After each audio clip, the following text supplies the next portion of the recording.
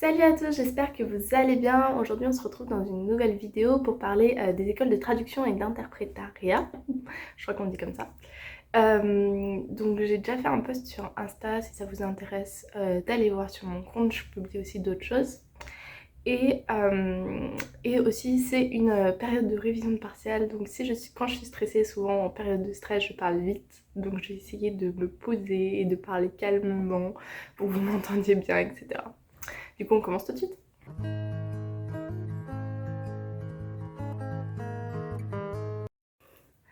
Donc, une des choses qu'il faut savoir sur les métiers, enfin les études de traduction et d'interprétariat, c'est que souvent il existe une seule école en fait qui est disponible juste après le bac. Donc souvent en fait ce sont des écoles qui permettent d'arriver à bac+5 mais qui nécessitent une licence avant. Une licence qui va être soit dans le domaine des lettres modernes ou classiques. Le principe c'est de bien connaître sa langue maternelle, mais qui sera complétée aussi par des cours de langue bien évidemment, puisque le principe c'est aussi de bien connaître une autre langue dans laquelle vous allez traduire. Dans la plupart des écoles que je vais vous montrer, les langues ciblées, elles sont très, on va dire, raccourcies. Ils proposent pas toutes les langues. Et bien évidemment, les écoles que je vais vous présenter ne sont pas la seule manière de faire des diplômes, d'avoir un diplôme de traduction ou d'interprétariat. Il est tout à fait possible de faire des masters dans plein d'universités et je vous mettrai la liste à la fin et je vais en parler un petit peu plus à la fin de cette vidéo. On va commencer donc avec la seule école qui permet, juste après le bac, de commencer les études de traduction et d'interprétariat et d'avoir du coup un cursus à bac+5 qui est l'ISIT, donc c'est l'Institut de Management et de Communication Interculturelle. Elle propose des cursus bac+3, donc des bachelors et bac+5 dans les domaines de la communication, de la traduction, mais également du marketing. Elle propose également de suivre le cursus à bac+5 à distance, ce qui est plutôt pratique si vous n'êtes pas là où l'ISIT est. Puisqu'en fait l'ISIT elle est couplée avec Panthéon Assas, donc qui est à Paris, donc si vous n'êtes pas à Paris et que vous n'avez pas l'intention de monter sur Paris, vous pouvez faire ce cursus à distance, ou peut-être que vous avez d'autres empêchements qui vous empêchent de faire des études en présentiel. Il propose également un double diplôme entre juriste et du coup interprète ou traducteur. C'est disponible directement post-bac. Alors c'est disponible avec Panthéon Assas, donc ça il faut candidater sur Parcoursup avec l'intitulé Panthéon Assas juriste. C'est possible aussi avec l'université Jean Monnet, donc l'université de droit Jean Monnet. Il précise que sur Parcoursup, il faut sélectionner à la fois le bac+5 en traducteur et à la fois une université de droit. Et c'est possible en fait également avec toutes les autres universités de droit. Il faut juste avoir un partenariat qui vous permet, donc il faut être inscrit en même temps dans une université de droit et en même temps à l'ISIT pour pouvoir faire ce double cursus. Je sais pas exactement concrètement comment ça marche parce que c'est pas super bien précisé sur le site, ou alors j'ai pas trouvé exactement où c'est écrit, mais c'est écrit que c'est possible, il faut juste être inscrit dans une université de droit. Pour le cursus à bac+5, il existe plusieurs spécialités que je vais vous citer, donc c'est parti. Communication interculturelle et traduction, management interculturel, stratégie internationale et diplomatie, du coup juriste linguistique, et interprétation de conférences. L'inscription donc pour l'admission, ça se fait bien sûr sur Parcoursup. Il faut tout simplement être inscrit en terminale et toute spécialisation est acceptée techniquement, c'est ce qui est écrit en tout cas sur leur site. Là je parle bien sûr du bac+5, de la formation à bac+5. Donc pour ce qui va être des débouchés, bien sûr il va y avoir plein de débouchés possibles en fonction de la spécialité que vous allez prendre. Donc il n'y a pas que traducteur et interprète, mais c'est tout à fait possible.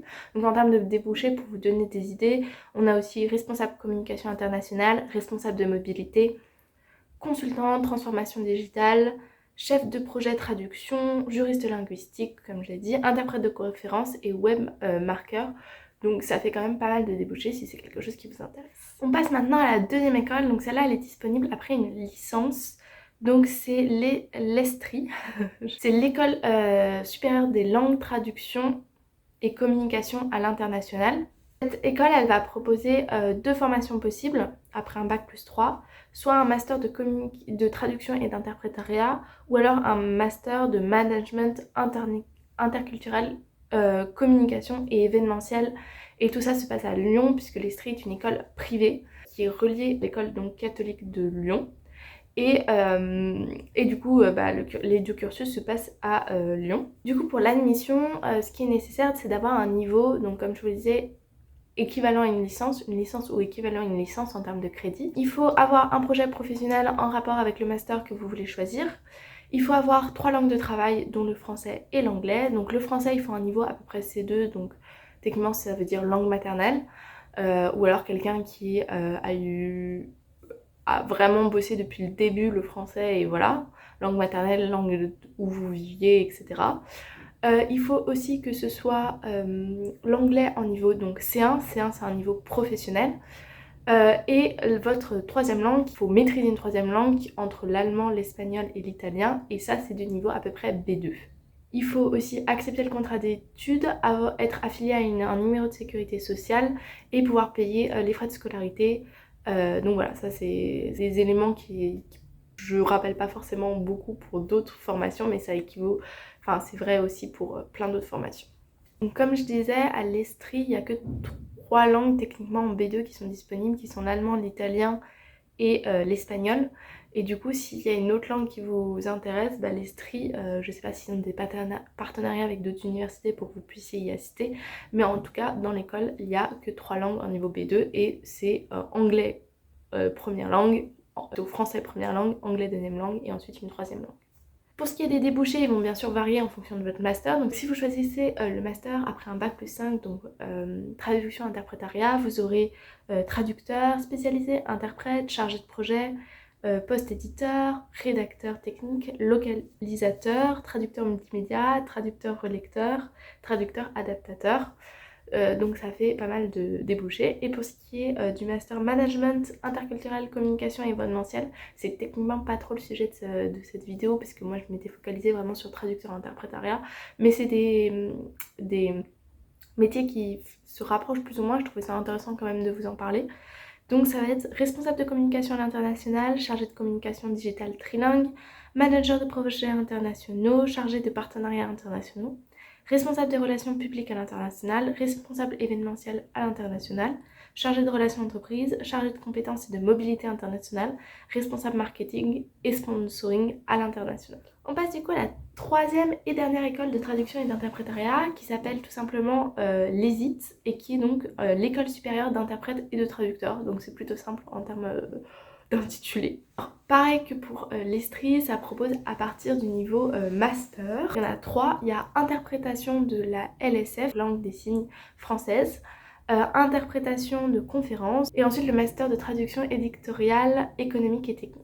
Pour ce qui est du master de traduction, donc le dernier, pareil, il y a un niveau de 3 langues, donc une formation trilingue avec la langue A qui va être la langue maternelle. Donc là, ils précisent pas forcément que c'est le français, mais ils disent que c'est une langue qui doit être cultivée, qui doit être riche. À la fin donc, du master, l'étudiant doit savoir bien parler cette langue, la maîtriser avec perfection. Donc il précise aussi que c'est la langue principale vers laquelle travaillent les interprètes et les traducteurs. Ensuite, donc c'est la langue dans laquelle on va traduire. Par exemple, si on a un livre en anglais, on va traduire en français et le français ce sera techniquement votre langue maternelle. Donc c'est la langue à laquelle on se rapporte. Bien sûr, il faut aussi connaître l'anglais, donc ça va être la langue B. La langue B, c'est un moyen d'expression orale et écrit qui est rapide, précis, et donc toutes les nuances doivent être comprises. Donc là c'est vraiment travailler sur la compréhension puisque c'est celle vers laquelle celle que vous allez traduire. Et on a la langue C qui doit aussi parfaitement être maîtrisée comme la langue A et B. C'est une langue sur laquelle les traducteurs ne sont pas forcément appelés à travailler dessus, mais qui est toujours envisageable ou possible de travailler sur cette langue C. Donc ça équivaut un peu à ce qu'on disait, donc C2 pour la langue maternelle, C1 pour la langue secondaire et du coup B2 à peu près pour la dernière langue. Les débouchés, ça va être traducteur, interprète, ça va, chargé de projet en traduction, post-éditeur, rédacteur technique, c'est à peu près les mêmes qu'on a vu pour le master traduction interprète de l'Estrie. Pour ce qui est des langues, pour le choix des langues, j'ai parlé surtout de l'Estrie avec l'allemand, l'espagnol et l'italien en troisième langue et surtout le français et l'anglais. Pour ce qui est par exemple de l'ESIT, ils précisent pas du tout les langues et comme c'est rattaché à l'université Sorbonne, oui c'est ça, et bien en fait vous avez tout à fait à mon avis le choix des langues qui qui sont disponibles à la Sorbonne. Pour ce qui est de l'ISIT, l'anglais et le français sont obligatoires. Donc pareil, français langue maternelle je suppose, et anglais langue du coup de traduction. Et ensuite la troisième langue, il y a plus de choix du coup qu'à l'Estrie. Il y a, je vous dis tout ça, allemand, arabe, chinois, espagnol, italien, portugais ou russe. Donc ça fait quand même 7 choix. Mais voilà, il faut savoir que l'anglais et le français sont les langues principales. J'ai fini les 3 écoles, donc cette vidéo est très très courte. Ce sera plus facile pour moi pour la monter vis-à-vis de mes partiels qui arrivent encore une fois. Je sais même pas si je pourrais vous faire de vidéos la semaine prochaine. On verra, ce sera si je me suis bien organisée ou pas. Donc réponse la semaine prochaine.